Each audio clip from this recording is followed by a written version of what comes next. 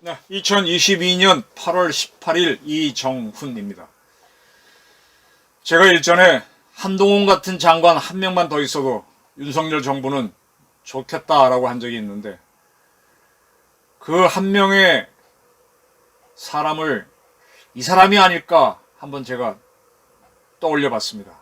처음 기대했던 거는 이상민 행자부 장관이었습니다. 판사 출신의 이 장관이 좌동훈 이상민이 돼갖고 윤석열 정부를 지탱해 나가고 돌파하지 않을까 기대했는데, 행정안전부 장관은 지금 계속 지금 덜커덕거리고 있습니다. 그 전국 총경대회를 했던 유삼영 총경인가요? 국회에 나와서 이 장관이 얘기했던 쿠데타 발언에 대해서 반격을 가하고, 어쨌든 하여간 지금 뭐 이상민 장관이 하는 거는 매끄럽지가 않습니다. 야당도 달려들어서 공격을 해대고 있는데, 뭐 폭우가 온 날 음주를 했다라는 시비까지 당하고 있는데, 같은 위기를 당해도 한동훈 씨는 잘 빠져나오고 오히려 역공을 가하고 나이스하게 역공을 가하는데, 이상민 장관은 조금 그게 덜커덩거립니다. 그래서 제가 좌동훈 우상민 구도는 좀 어렵겠다라고 보이고, 대신 주목하는 사람이 금융감독원장 이복현입니다. 지금 이복현 씨는 1972년생입니다. 원래 딱 만 나이 50이죠. 상당히 이 정부에선 젊은 축에 들어갑니다. 오늘 이제 인사를 단행했어요. 이제 금감원장이 되고 한 달쯤 지났는데,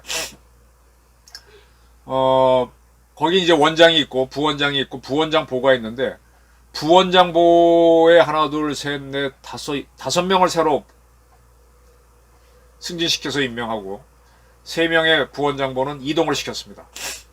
그래서 새로운 신임 부원장보를 승진시키면서 70년대생들을 끌어올렸어요. 상당히 젊게 가는 구도로 만들었죠. 2명의 신임 부원장보는 69년생, 그 다음에 1명은 70년생 나왔습니다. 원장은 72년생이니까 더 젊고요. 그래서 이렇게 인사를 단행했습니다. 그리고 인사를 단행하기 전전날인 16일 날은 그런 이제 금감원 출입 기자들을 하고 간담회를 비공식 기자회견을 가진 거죠. 그래서 이런저런 얘기를 했는데, 지금 제가 왜 이복현 씨를 주목하는가 하면은 8.5조 원의 이상한 송금, 해외 송금, 그 문제 때문입니다. 여러 가지 얘기가 있었어요. 기자들하고 많은 얘기를 했는데, 이 8조 5천억 이 이상한 외환 거래, 환치기 송금이 어떻게 할 거냐라고 질문했더니, 송금업체와 은행 간 유착이 있는지 검사를 통해 밝힐 것이다 라고 대답했습니다. 송금한 업체하고 송금을 대행해주는 은행 간의 유착을 조사하겠다 그랬습니다. 그리고 현재 우리 신항 외에도 다른 데에서도 외환 거래가 이상하면 조사할 것이냐 검사할 것이냐 하니까 하겠다. 그래서 지금 해당 은행과 그 업체 간에 주고받은 이메일을 제출하라고 요청했다. 그리고 왜 이러한 거래를 각 지점에서 했는데, 그 지점과 이제 그 송금한 업체하고 유착이 있는지를 살펴보고 있는데, 본점에서는 몰랐다고 하는지 참 이상하다. 검사를 해서 밝히겠다. 외환관리법상 의무 규정을 지켰는지 들여다보겠다 그랬습니다. 그러면서 하나 흐릿한 이야기를 했어요. 검사가 끝난다고 하더라도 그 실체를 금감원이 명확히 밝힐 수 있을지는 불확실하다. 다만 검찰, 관세청 등 유관기관과 필요하다면 공조하겠다라고 했습니다. 요거 상당히 유의해서 봐야 됩니다. 자, 오늘은 이제 금감원을 설명하려고 이복현 씨를 얘기를 꺼냈습니다. 우리 검찰이, 경찰도 마찬가지겠지만은, 은행에서 이루어지고 있는 거래를 수사 목적으로 들여다보려면은 법원에 영장을 신청해서 영장이 발부돼야만 열어볼 수 있습니다. 그리고 그것만 열어볼 수 있죠. 허가받은 것만. 근데 금융감독원은 다릅니다. 금융감독원은 새마을 금고를 제외한, 새마을 금고는 요거는 이제 행정안전부에서 소속된 그쪽 금융기관에서 빠지고요. 저축은행까지, 그 다음에 증권사까지 다 검사할 수 있는 권한이 있습니다. 영장 필요 없습니다. 그리고 검찰에서 뭘 이렇게 특정 은행 거래를 또 증권사 거래를 들여본다고 하더라도 금감원에 있는 사람들의 도움을 받아야 돼요. 그 금감원에 들어가는 사람들은 상당히 엘리트죠. 뭐 흔히 뭐 스카이 출신, 서울대 연고대 경영학과 경제학과 출신들이 많이 들어가죠. 엘리트입니다. 굉장히 엘리트들이 들어갑니다. 이 기구는 99년 금융감독기구 설치 등에 관한 법률로 처음에는 은행감독원, 증권감독원, 보험감독원, 신용관리기금 이렇게 나눠져 있던 걸 통합해서 금융감독원으로 만들었죠. 그래서 이 금융감독원은 아까 금융감독원은 금융위원회 설치 등에 관한 법률에 따라서 검사 대상 기관이 업무 및 재산 상황에 대한 검사를 할 수 있고요. 그와 관련해서 그 기관들에게 제재를 가할 수가 있습니다. 그리고 이 검사를 할 수 있는 기관은 은행, 증권회사, 종합금융회사, 보험회사, 상호저축은행, 신용협동조합, 농협, 수협, 그 밖에 금감원이 검사하도록 한 기관, 대통령으로 정하는 기관 다 할 수 있습니다. 단 새마을금고가 빠집니다. 새마을금고는 아까 말씀드린 대로 행정안전부가 주무기관이기 때문에 안 합니다. 자, 우선 윤석열 대통령을 주목해야 됩니다. 윤석열 대통령은 그 부산저축은행 사건 때 수사에 참여했었죠. 그때 어디였더라? 아이고 아리까리하네. 서울중앙지검에 특수부에 있을 땐가. 이 부산저축은행 사건을 수사할 때 참여했던 중요한 기관이 금감원입니다. 금감원이 들어가야만 거기서 어떻게 부실대치를 했는지 쫙쫙쫙 해석이 나옵니다. 그럼 윤석열 대통령은 부산저축은행 사건을 조사했었고 그 부산은행 저축 사건에서 살아남은 세력이 대장동 사건을 추진하게 되죠. 또 그게 한번 그 주도 세력이 바뀌긴 하지만은 부산저축은행 때 살아남은 세력이 대장동을 하는 겁니다. 그래서 이재명 씨는 부산저축은행 사건 때 왜 제대로 수사를 안 해가지고 대장동 게이트가 일어나게 됐느냐 라면서 윤석열 게이트라고 주장한 적이 있어요. 그러면 윤석열 대통령은 금융감독위원회가 어떤 데인지를 정확하게 알고 있는 거죠. 그래서 이 양반이 대통령이 되자마자 이복현이라고 하는 검사를, 사실은 그때는 검사가 아니죠. 퇴임한 검사를 금융감독원장에 지금 임명을 했습니다. 이복현 씨는, 한동훈 씨랑 제가 비교하겠는데, 한동훈 씨는 1973년생, 원래 49입니다. 현대고등학교 나왔고, 압구정동 출신, 아버지도 상당히 부유한 외국계 기업에 있었고, 강남에서 공부 잘한 학생이죠. 그보다 한 살 더 많은 사람이 이복현 씨입니다. 방배동에 있는 경문고등학교 나왔고, 그리고 서울대학교 경제학과를 갑니다. 요즘은 경영학과가 세지만은 한 90년대, 2000년대까지는 경제학과가 더 셌던 걸로 저는 기억합니다. 법대나 경제학과나 비슷한데 이 친구는 경제학과를 가가지고 그때는 경영학과 친구들이 많이 보는 CPA 시험이 굉장히 고시처럼 어려웠는데 CPA 공인회계사를 붙어놓고 그 다음에 다시 공부해서 사법시험에 붙었습니다. 경제학을 해서 CPA를 했다고 하는 거는 이 자금 돌아가는데 그걸 살펴보는 전문가라는 얘기인데 또 사법시험을 붙어서 검사가 됐습니다. 이복현 씨도 서울 강남 출신, 상당히 부잣집 아들이고 서울대를 나왔고 다 강남 출신이고 상대적으로 이제 검사 시험, 사법시험 붙는 거는 5년 정도 한동훈 씨가 워낙 빨랐고 재학 중에 붙었고 이복현 씨는 좀 늦게 붙었습니다. CPA를 먼저 하느라고. 그러나 그 서울 강남 출신이고 서울대 주요학과 법대 경제학과로서의 엘리트의식이 굉장히 강한 사람들이죠. 그래서 이복현 검사는 검사로 있으면서 그 수사권 갈등으로 있을 때 그때 사표를 쓰고 나와버린 사람입니다. 그리고 기본적으로 다 윤석열 사단에 속해 있던 사람이고 그래서 검사로서 면직이 됐는데 사표를 써서 그런데 이제 그를 윤석열 대통령이 금융감독원장에 임명했습니다. 이거 왜 그러겠습니까? 모든 비리에는 돈입니다. 제가 지금 이 나이가 돼서 아차 싶은 게, 제가 늙어서 살 정도의 생계자금은 어떻게든 제 직장생활하면서 만들었다고 생각하는데, 뭐 조금 만들었으면 조금 쓰면 되는 거고. 근데 이제 이런 경험을 다 하고 좀 자유로운 몸이 되니까 좀 큰일을 하고 싶은데, 큰일을 하려면 거사자금이 필요하잖아요.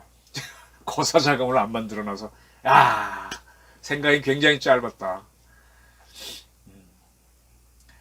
이제 거사라고 한다는 건 이제 뭐 이재명 씨처럼 대통령 선거에 나가거나 이런 것들이죠. 그런 거 하려면 돈을, 일단 시드머니가 있고 돈을 돌리면 또 이제 카운터머니가 들어와서 같이 돌아가는 건데, 이 돈을 따라가면은 모든 게 추적이 되잖아요. 돈은 거짓말 하기 어렵지 않습니다. 점점 거사를 할수록. 근데 이 약간 부산저축은행 사건 때, 그때 부실 대출돼가지고 어떻게 쫙 그때 막 컸지 않습니까? 그때 이제 그 뭡니까, 그 부동산 투자하는 회사들 막 걸리고 그랬었는데. 자, 그래서 금감원, 그러니까 이 경제과 출신으로 공인회계사고, 그 다음에 검사를 하니까 특수부 검사로서는 최고죠. 돈 따라가는 수사하는데. 근데 우리나라 이제 금융감독원은 이 문제점이 뭐였는가 하면, 제일 센 사람이 원장, 두 번째가 부원장, 그 다음에 부원장 보호 이런데, 여기에 대개 기획재정부 출신이거나 아니면 금융회사에 있던 사람들이 이 넘버 1, 넘버 2, 넘버 3로 왔습니다. 그러니까 이분들은 돈 흐름 추적하는 데는 규제들이에요. 근데 뭘 모르느냐? 법을 모르니까 이것이 어떤 법 위반인지 잘 모르는 겁니다. 그래서 반부패 수사부에서 알아봐 주시오 하면 갖다 주면 검찰이 그걸 해석해서 기소를 하고 이런 식으로 됐었죠. 이 금융감독원은 영장 없이 다 볼 수 있어요. 요구하면 다 하고, 그 전에 모든 금융기관이 알아서 다 신고하게 돼 있습니다. 딱 흐름만 보고 이상하다 그러면 다시 알아봐 이렇게 하면 뭐 자연적으로 다 봅니다. 그러한 곳에 경제 전문가 검사 출신 이복현 씨를 넣었다는 거는 법적으로 문제가 있는지 살펴보라는 겁니다. 라임이 사건, 인베스트 코리아, 옛날 그 채널A 이동재 기자 사건 등등, 이 이상한 돈들이 많이 있었고, 지금 8.4조 원 이상한 환치기 수사도 돈이 나간 것도 있고, 이런 것들을 금융계에서 큰 사람들은 수상하다라고 보고, 그 다음에 그렇게 되면은 내가 개입하기 싫어서, 아까도 말씀드렸죠. 이복현 씨가 기자들한테 그렇게 얘기했죠. 왜 본점이 몰랐느냐? 지점에서 이렇게 송금을 했는데 말이 안 되지 않느냐? 그 결국 몰라요. 다 알죠. 은행도 그날 한 거 딱 해서 본점에 보고하는데 본점에서 그걸 왜 모르겠어요? 모른 척 하는 거지. 알면은 골치 아프니까. 근데 이 금융계에 있는 사람들은 아니까 안 하는데, 이 검사를 한 사람들은 그게 이상하니까 바꾸거나 잡을 수 있는 거죠. 오케이. 자, 이복현 씨를 여기 넣었다는 거는, 그리고 이복현 씨가 이번에 가서 부원장은 뒀지만 부원장 보고 5명을 젊은 사람으로 교체했다는 거는 뭔가 해보자라는 거고, 지금 8.5조 원의 문제에 대해서 기자들에게 얘기했습니다. 근데 이거는 끝까지 밝히지 못할 수도 있다. 왜냐? 그리고 론스타 얘기도 기자들하고 했어요. 옛날에 제가 분명히 말씀드렸죠. 이 무도하게 김대중 정권이, 그때 임동원 씨가 국정원장이었죠. 김정일이 하고 정상회담 하기 위해서 국정원을 통해서 돈을 보내게 합니다. 현대아산그룹이 돈을 빌리는데, 돈을 내주는 거는 산업은행이 내줍니다. 근데 그 돈의 성격이 나중에 굉장히 복잡해집니다. 정부에서 산업을 통해서 준 거다. 산업은행은 자기가 살라고 우리 준 거 아니다. 대출해 준 거니까 현대가 갚아라. 현대는 끝까지 지금까지 안 갚은 걸로 알고 있어요. 결국 정부 돈이 나온 거죠. 그래서 그 돈을 보내야 되는데 가장 많이 외환 송금을 하는 외환은행에 맡겼는데, 외환은행 실무자들이 잘해서 미국 오파크에 들키지 않고 보냈다. 네, 말씀드렸습니다. 근데 그런 것들을 금융감독원이 알자고 하면 다 아는데 모른 척 해주는 거예요. 그러니까 가는 겁니다. 그때는 외환은행 본점에서 직접 개입했기 때문에 그건 뭐 지점을 알 수도 없는 거고, 국정원이 했으니까 금융감독원도 가만히 있으니까 가는 겁니다. 지금 8.5조 원이 외국에서 뭔가 들어와서 투자를 했다가 김치 프리미엄으로 번 돈을 가지고 나간 걸로 보이는데, 이거를 신고를 안 해? 금융감독원이 그때 몰랐다고? 다 알죠. 근데 그때 외환은행이 그렇게 했기 때문에 나중에 그 외환은행이 론스타한테 팔리게 되죠. 근데 론스타를 움직인 거는 검은머리 외국인이라고 그랬어요. 검은머리 외국인은 한국계 미군이라는 얘기입니다. 그 사람들이 론스타를 움직였고 론스타가 외환은행을 먹어서 외환은행이 그렇게 블루보로 송금한 거를 흐지부지 덮어버렸고 그리고 론스타는 나중에 뭐 어떻게 외환은행 뭐 어떻게 하려다 뭐 지금도 소송 중이고 복잡하게 그렇게 돼 있는 거죠. 그 검은머리 외국인이 누구냐에 대해서는 여러 설들이 있는데 그건 나중에 기회 되면 말씀드리겠습니다. 자, 이복현 씨가 모든 걸 밝힐 수 없을지도 모른다라고 한 거는 지금 우리나라 4대 은행이 우리은행, 신한은행, 국민은행, 하나은행이죠. 이 4개 은행이 다 몇 조씩 이 환치기 해줬잖아요. 그럼 4개 은행이 만약에 북한으로 송금하는데 관여했다면 다 세컨더리 보이콧에 걸리면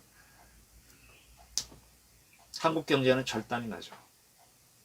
한 개 정도 은행은 만약 북한으로 송금하는데 협조한 게 드러난다면 세컨더리 보이콧 그건 걸려야 제일 많은 사람은 은행은 걸릴 겁니다. 근데 다 걸리게 되면 한국 경제가 절단 나니까 미국 오팍하고 뭐 얘기를 하면서 좀 줄이겠죠. 그래서 모든 걸 안 밝힐 수도 있다라고 저는 이해를 합니다. 이복현 씨는 이걸 알 테니까. 자, 그러면 이 돈들이 이 불법 자금에는 항상 배달 사고가 생기죠. 누구 돈 갖다 주라 그러면 주는 사람은 100만 원 줬는데 받는 사람은 50만 원 받을 수 있고 갖다 주는 사람이 50만 원 삥땅 할 수도 있고 그거 영수증도 없으니 뭐 저 사람 50만 원 받았고 나서 50만 원 받았다고 고맙다고 전화할 리도 없고 전화한들 또 어떻게 하겠습니까? 배달 사고가 있죠. 북한으로 송금할 때도 배달 사고가 있을 수 있고요.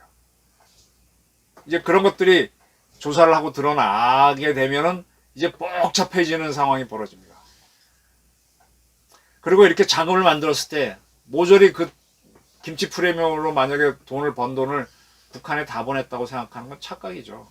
거기에 뭔가 유력한 사람들이 있다면 삥땅을 하죠. 자기 정치자금 넣어놓고 있죠. 그런 세력들이 오랫동안 준비해서 대통령 선거에도 나오고 국회의원 선거도 나오고 한다는 건 상식이죠. 거사자금 만든 거니까. 저는 못 만들어서 아차하고 있는 거고. 자, 이제 큰 구도가 이해되십니까? 이런 거를 추적할 수 있는 사람으로 이복현 씨가 검사가 갔습니다. 돈의 흐름도 볼 줄 알고 이건 무슨 법 몇 조 매당 위반이다. 그리고 이걸 하게 되면 한국 경제가 절단 나니까 이거는 봐주고 이건 하자. 뭐 이렇게 판결을 내릴 수 있죠. 그리고 이거는 누가 삥땅했구나. 라임 사건 무슨 사건 다 따라 들어가면서. 그러면 뒤에 지난 정권이 누구 정권이었습니까? 그 정권에서 큰 뜻을 품고 움직였던 세력이 누굽니까? 대통령 선거에 누가 나왔습니까? 누가 목소리를 높이고 있습니까?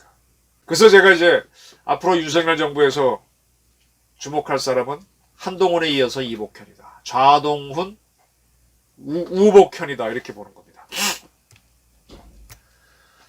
윤석열의 비밀병기, 영장 없이 금융조사하는 금감원 이끌고 있는 이복현이다. 이복현 원장을 한번 주목해 보십시오. 그가 얼마나 밝히냐에 따라서 문재인 정권, 문재인 대통령이 저러는 거라든지 이재명 씨가 지금 이렇게 한다는 거나 하는 건 뭔가 이제 있다는 얘기죠. 어디까지 수사가 이룰지 모르겠지만 한번 보시죠. 앞으로 주목할 거는 좌동훈, 우복헌 둘 다 72년생, 73년생 강남 출신, 서울대 최고의 엘리트, 검찰에서도 아주 날카로운 수사를 한 수사광들. 이 두 스타가 될지 안 될지. 일단은 한동훈 씨는 스타가 됐고 앞으로 이복현 원장이 뜨게 되면 어떤 거가 일어날지. 아마 이 두 사람을 토대로 윤석열 대통령이 정치를 해낼 것 같기도 합니다. 같이 한번 지켜보시죠. 경청해 주셔서 감사합니다.